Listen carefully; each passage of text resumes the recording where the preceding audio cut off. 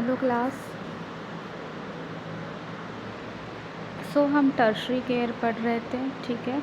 इसमें हमें देखना था examples of tertiary care.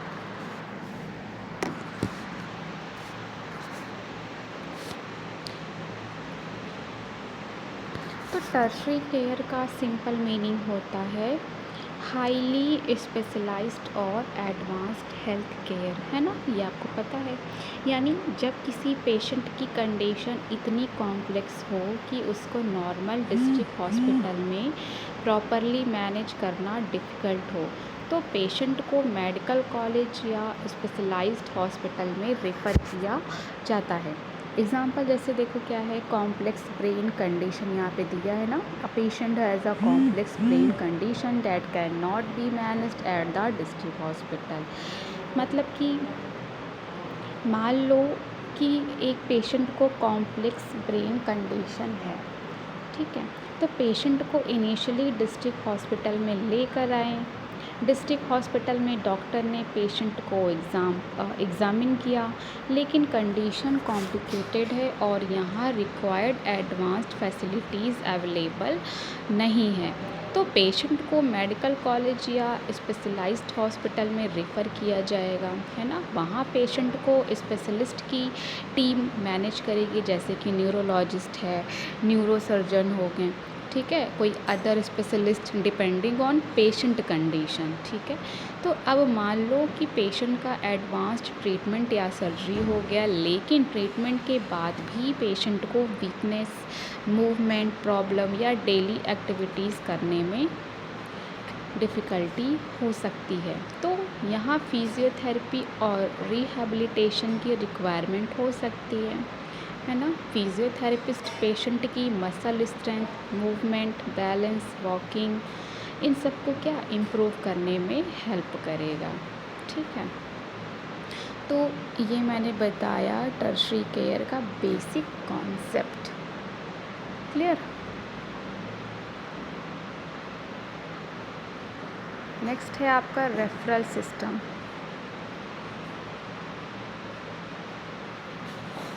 The referral system connect the 3 level of health care. देखो, रेफरल का मतलब है कि पेशेंट को उसकी हेल्थ केयर रिक्वायरमेंट के अकॉर्डिंग एक हेल्थ केयर लेवल से दूसरे अप्रोप्रिएट या हायर लेवल पर भेजना, ठीक है। हेल्थ केयर सिस्टम में जनरली 3 लेवल्स होते हैं, प्राइमरी केयर, सेकेंडरी केयर और टर्शरी केयर, है ना। तो रेफरल सिस्टम इन तीनों लेवल्स को कनेक्ट करता है। क्लियर। रेफरल सिस्टम कैसे वर्क करता है, देखो वही लिखा है, how it works. Primary care इसमें क्या है, if specialist care is needed. फिर है आपका secondary care, if highly specialist care is needed, ठीक है। टर्शरी केयर, तो इसका मतलब ये नहीं कि हर पेशेंट को तीनों लेवल से होकर ही जाना पड़ेगा, है ना। पेशेंट की कंडीशन के अकॉर्डिंग डिसाइड किया जाता है कि उसको किस लेवल की केयर चाहिए।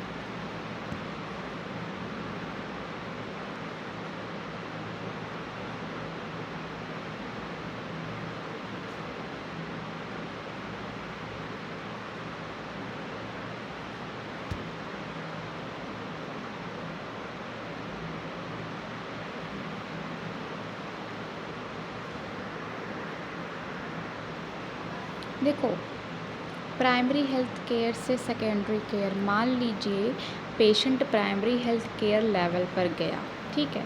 वहाँ बेसिक एग्ज़ामिनेशन और ट्रीटमेंट किया गया, लेकिन डॉक्टर को लगता है कि पेशेंट को स्पेशलिस्ट केयर की ज़रूरत है, तो पेशेंट को सेकेंडरी केयर हॉस्पिटल में रेफ़र किया जा सकता है।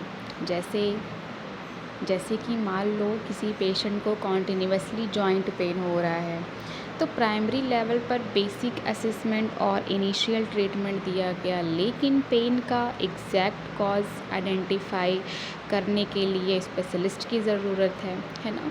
तो पेशेंट को सेकेंडरी केयर में रेफ़र किया जा सकता है, ठीक है। फिर क्या है आपका सेकेंडरी केयर से टर्शरी केयर। इसको मान लो कि सेकेंडरी हॉस्पिटल में पेशेंट का एग्ज़ामिनेशन हो गया, लेकिन पेशेंट की कंडीशन बहुत कॉम्प्लिकेटेड है और उसको हाईली स्पेशलाइज्ड ट्रीटमेंट की रिक्वायरमेंट है, तो पेशेंट को टर्शरी केयर सेंटर में रेफ़र किया जाएगा। जैसे आपका एग्ज़ाम्पल ले लो, ब्रेन ट्यूमर, ठीक है, एग्ज़ाम्पल है आपका ब्रेन ट्यूमर।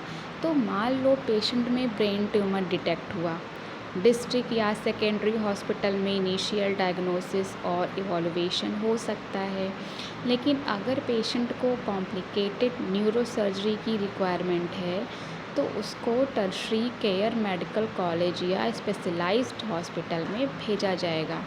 वहाँ न्यूरोसर्जन और other specialist advanced treatment provide करेंगे। ठीक है, देखो रेफरल सिस्टम क्या है, रेफरल सिस्टम हायर लेवल पर नहीं होता। ठीक है, ये आपका इम्पॉर्टेंट पॉइंट है, समझिएगा इसको। तो रेफरल सिस्टम में पेशेंट को सिर्फ लोअर लेवल से हायर लेवल पर नहीं भेजा जाता है ना। जब पेशेंट का स्पेशलाइज्ड ट्रीटमेंट कंप्लीट हो जाता है और कंडीशन स्टेबल हो जाती है तो पेशेंट को लोअर लेवल पर वापस रेफ़र भी किया जा सकता है। क्यों? ताकि पेशेंट को follow up care, physiotherapy, rehabilitation, regular monitoring near by health care facility पर मिल सकें। इससे पेशेंट को बार बार टर्शरी हॉस्पिटल नहीं आना पड़ता है। ठीक है,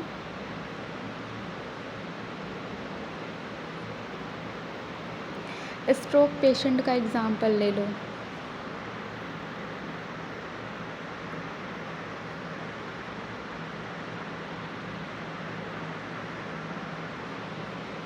ठीक है,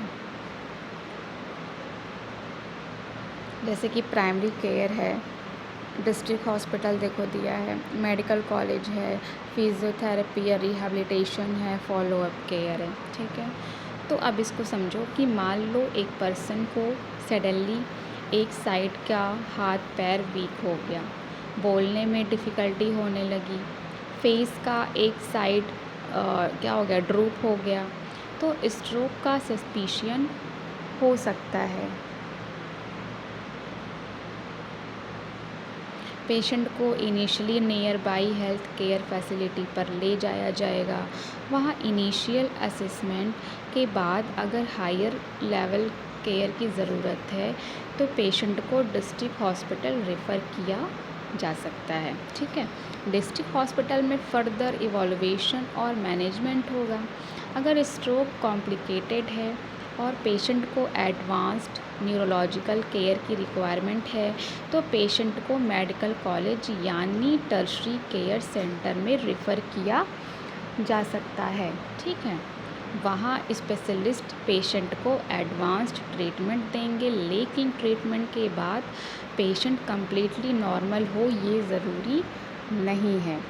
ठीक है, स्ट्रोक के बाद पेशेंट में हाथ पैर में weakness, walking problem, balance problem, muscle stiffness, ठीक है, डेली एक्टिविटीज़ करने में डिफ़िकल्टी हो सकती है। ठीक, तो अब यहाँ फिजियोथेरेपी और रिहैबिलिटेशन बहुत इम्पॉर्टेंट हो जाती है। ठीक है, फिजियोथेरेपिस्ट जो है वो पेशेंट को मूवमेंट इम्प्रूव करने, स्ट्रेंथ बढ़ाने, बैलेंस इम्प्रूव करने और वॉकिंग प्रैक्टिस करने में हेल्प करेगा। ठीक है, पेशेंट स्टेबल होने के बाद उसको फॉलो अप और रिहैबिलिटेशन के लिए lower level health care facility या कम्युनिटी सेटिंग में भेजा जा सकता है। तो इसी को हम क्या बोलते हैं, इसी को कॉन्टिन्यूटी ऑफ केयर कहते हैं। ठीक है, देखो यहाँ पे लिखा है कॉन्टिन्यूटी ऑफ केयर, वही मैंने एक्सप्लेन किया है। आई होप आपको समझ में आया होगा। तो कॉन्टिन्यूटी केयर का मतलब समझ लो, कॉन्टिन्यूटी ऑफ केयर का मतलब है पेशेंट को डिजीज़ के डिफरेंट स्टेज पर कॉन्टिन्यूअस और अप्रोप्रिएट हेल्थ केयर मिलती रहे। ठीक है, यानी पेशेंट को एक हॉस्पिटल से दूसरे हॉस्पिटल भेजने के बाद केयर ब्रेक नहीं होती है। ठीक है,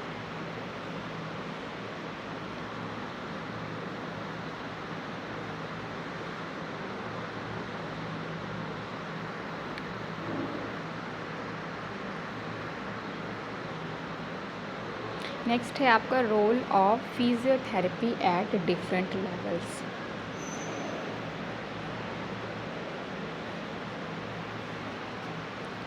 देखो क्या रोल है।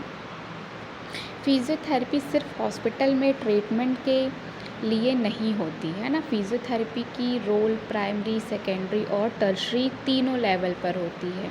ठीक है, प्राइमरी लेवल देखो, physiotherapy at primary level, physiotherapist may be involved in health promotion, exercise education, prevention of disability. ठीक है, यही सब है। तो हेल्थ प्रमोशन है ना, health promotion plus prevention plus early intervention, यानी डिज़ीज़ होने के बाद सिर्फ ट्रीटमेंट करना ही नहीं बल्कि डिज़ीज़ और डिसेबिलिटी को प्रिवेंट करना भी फिजियोथेरेपी का इम्पॉर्टेंट रोल है। ठीक है, फिर क्या है आपका, देखो हेल्थ प्रमोशन।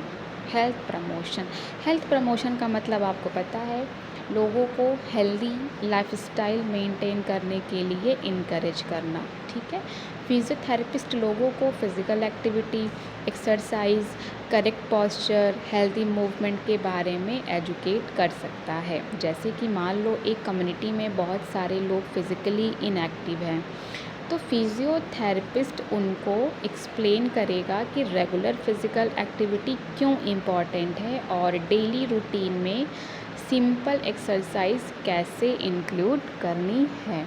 नेक्स्ट क्या है आपका, एक्सरसाइज एजुकेशन।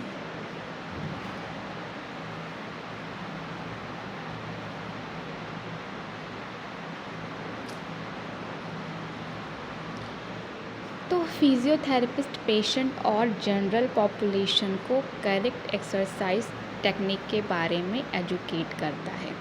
ठीक है, सिर्फ एक्सरसाइज करना इम्पॉर्टेंट नहीं है, एक्सरसाइज करेक्टली करना भी इम्पॉर्टेंट है, याद रखना। जैसे कि अगर किसी एल्डरली पर्सन को बैलेंस प्रॉब्लम है तो फिजियोथेरेपिस्ट उसको सेफ बैलेंस एक्सरसाइज सिखाएगा। नेक्स्ट क्या है आपका, प्रिवेंशन ऑफ डिसेबिलिटी। मतलब प्राइमरी लेवल पर फिजियोथेरेपी का इम्पॉर्टेंट रोल है क्या, डिसेबिलिटी को प्रिवेंट करना। ठीक है, अगर मूवमेंट प्रॉब्लम को अर्ली स्टेज पर आइडेंटिफाई कर लिया जाए और प्रॉपर इंटरवेंशन दिया जाए तो फ्यूचर डिसेबिलिटी का रिस्क कम किया जा सकता है। फॉर एग्ज़ाम्पल, मान लीजिए किसी एल्डरली पर्सन की मसल स्ट्रेंथ ग्रेजुअली कम हो रही है और बैलेंस भी वीक हो रहा है।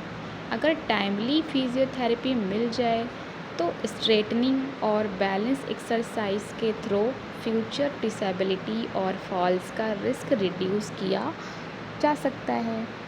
नेक्स्ट देखो क्या है आपका, पोस्चर एजुकेशन। हाँ, मतलब कि आजकल स्टूडेंट्स हैं, ठीक है, आजकल स्टूडेंट्स और वर्किंग पीपल बहुत टाइम मोबाइल, लैपटॉप और कंप्यूटर यूज़ करते हैं। ठीक है, तो अगर सिटिंग पोस्चर इनकरेक्ट हो तो neck pain, shoulder pain, back pain हो सकता है ना। फिजियोथेरेपिस्ट करेक्ट पोस्चर के बारे में एजुकेशन प्रोवाइड करता है।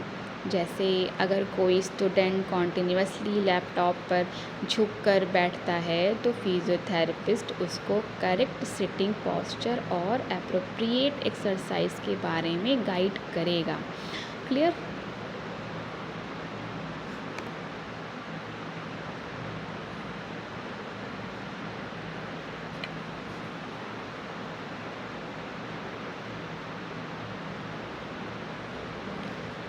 नेक्स्ट क्या है, बेसिक मस्कुलोस्केलेटल केयर।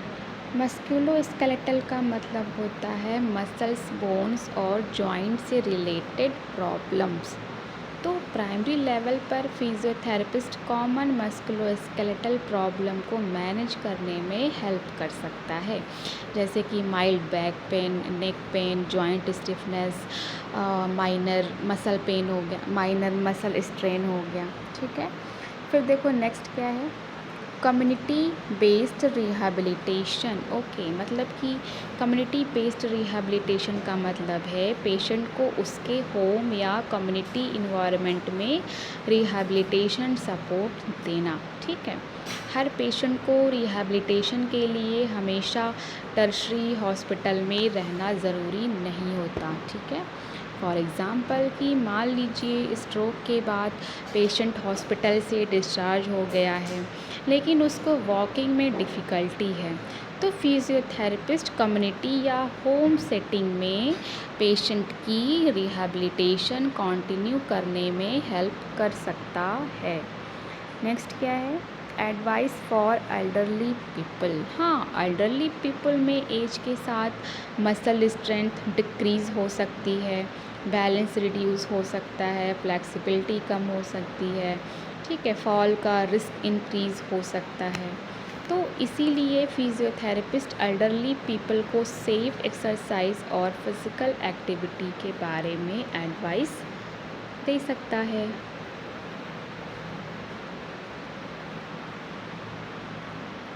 नेक्स्ट क्या है, प्रिवेंशन ऑफ फॉल्स। देखो ये एल्डरली पॉपुलेशन में बहुत इम्पॉर्टेंट रोल है ना।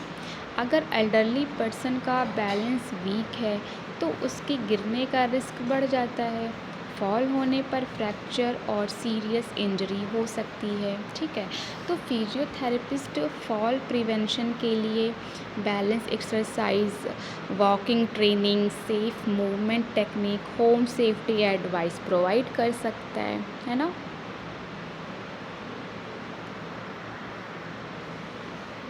देखो एग्जाम्पल क्या लिखा है, teaching elderly people balance exercise to reduce the risk of falls. हाँ, वही मतलब कि फिजियोथेरेपिस्ट एल्डरली पीपल को बैलेंस इम्प्रूव करने वाली एक्सरसाइज सिखाता है जिससे उनके गिरने का रिस्क कम हो। ठीक है, एग्जाम्पल के थ्रू समझो कि मान लीजिए एक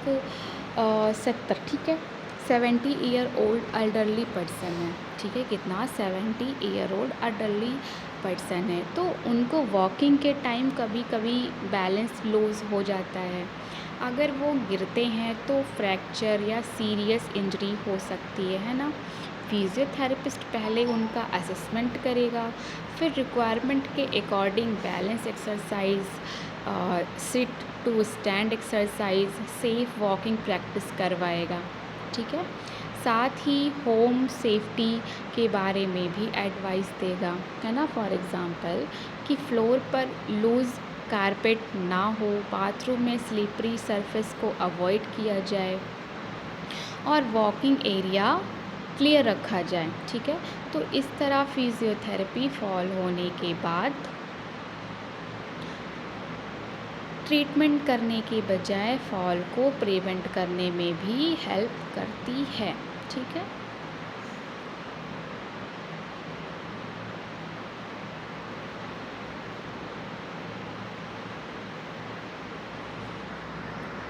तो ये आपका था प्राइमरी लेवल। नेक्स्ट है आपका सेकेंडरी लेवल।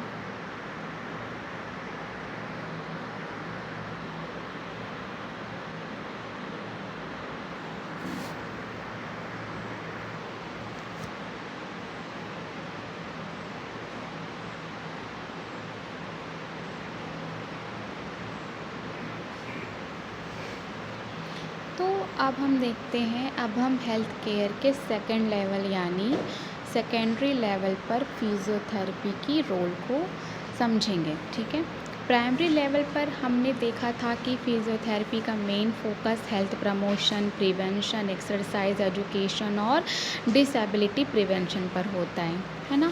लेकिन जब पेशेंट को ऑलरेडी कोई स्पेसिफिक मेडिकल कंडीशन हो और उसको स्पेशलिस्ट केयर की रिक्वायरमेंट हो, तब हम सेकेंडरी लेवल की तरफ करते हैं। ठीक है, तो सेकेंडरी लेवल पर फिजियोथेरेपिस्ट जनरली उन पेशेंट को मैनेज करता है जिनको मोर स्पेशलाइज्ड असेसमेंट और ट्रीटमेंट की ज़रूरत होती है। ठीक है, देखो यहाँ पे दिया है 3 ऑर्थोपेडिक कंडीशन, स्पोर्ट इंजरीज़ और पोस्ट ऑपरेटिव कंडीशन।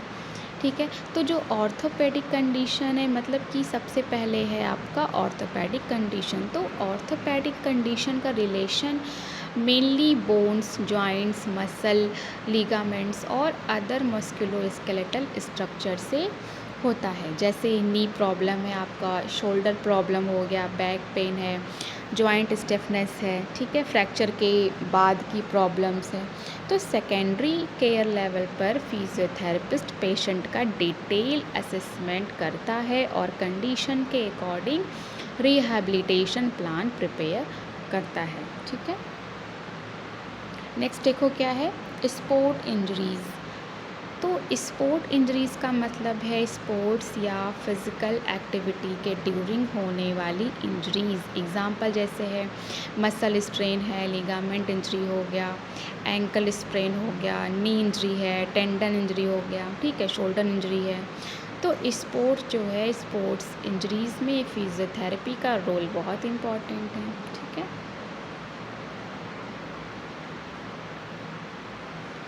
जैसे मान लो कि एक फुटबॉल प्लेयर रनिंग के टाइम गलत पोजीशन लैंड करता है और उसका एंकल ट्विस्ट हो जाता है, तो इससे एंकल स्प्रेन हो सकता है ना। पेशेंट को पेन और स्वेलिंग हो सकती है और वॉकिंग डिफ़िकल्ट हो सकती है, ठीक है।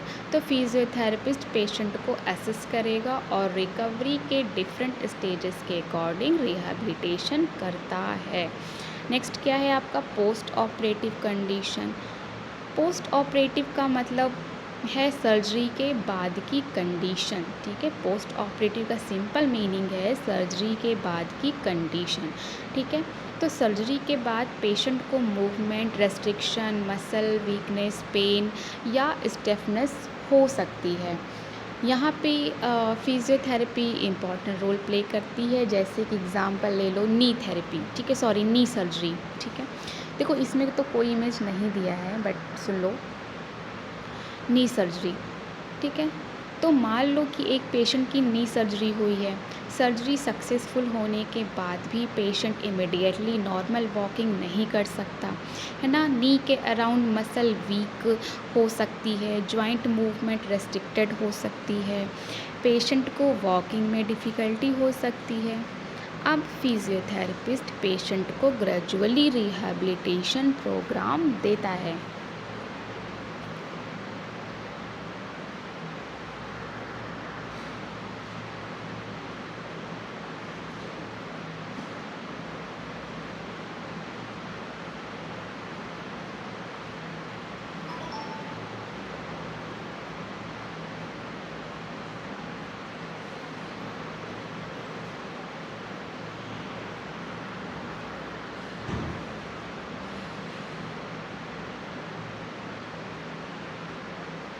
जैसे कि स्टेप 1 में आपका आता है मोबिलिटी।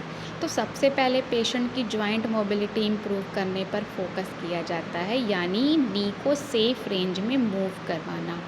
नेक्स्ट स्टेप में है आपका स्ट्रेटनिंग, मतलब कि उसके बाद मसल्स को स्ट्रेंथ करना इम्पॉर्टेंट होता है, क्योंकि सर्जरी और रेस्ट के बाद मसल वीक हो सकती है, ठीक है। तो फिजियोथेरेपिस्ट अप्रोप्रिएट स्ट्रेटनिंग एक्सरसाइज करवाता है। नेक्स्ट स्टेप में फंक्शनल ट्रेनिंग, मतलब नेक्स्ट स्टेप में पेशेंट को डेली एक्टिविटीज़ के लिए ट्रेन किया जाता है, जैसे बेड से उठना, प्रॉपर वॉकिंग है, स्टेयर्स यूज़ करना, ठीक है। फिर 4 स्टेप में जो है रिटर्न टू नॉर्मल एक्टिविटी, मतलब फाइनली गोल होता है कि पेशेंट ग्रेजुअली अपनी नॉर्मल डेली एक्टिविटीज़ पर रिटर्न करे, ठीक है। तो स्टूडेंट्स क्या है, सेकेंडरी लेवल पर फिजियोथेरेपी का मेन पर्पज़ है क्या क्या, पेशेंट की स्पेसिफिक कंडीशन को असेस करना, अप्रोप्रिएट फिजियोथेरेपी ट्रीटमेंट देना और पेशेंट को मैक्सिमम पॉसिबल फंक्शनल रिकवरी तक लेकर जाना। यानी प्राइमरी लेवल में हम ज़्यादा फोकस कर रहे थे, ठीक है, प्रिवेंशन, जैसे कि जबकि सेकेंडरी लेवल में हम ज़्यादा फोकस करते हैं, ठीक है।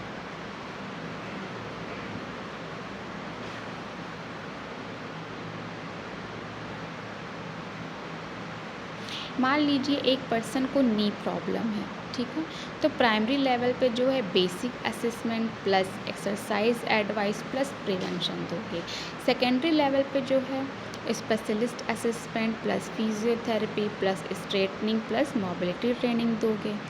टर्शरी लेवल पे क्या है कि अगर कंडीशन बहुत कॉम्प्लेक्स है और एडवांस्ड सर्जरी या हाईली स्पेशलाइज्ड ट्रीटमेंट की रिक्वायरमेंट है तो टर्शरी केयर सेंटर पर मैनेजमेंट हो सकता है और ट्रीटमेंट के बाद पेशेंट को रिहैबिलिटेशन और फॉलोअप के लिए एप्रोप्रिएट लेवल पर वापस रेफ़र किया जा सकता है। ठीक है, चलिए आज यहीं तक रखते हैं। नेक्स्ट क्लास में हम पढ़ेंगे टर्शरी लेवल।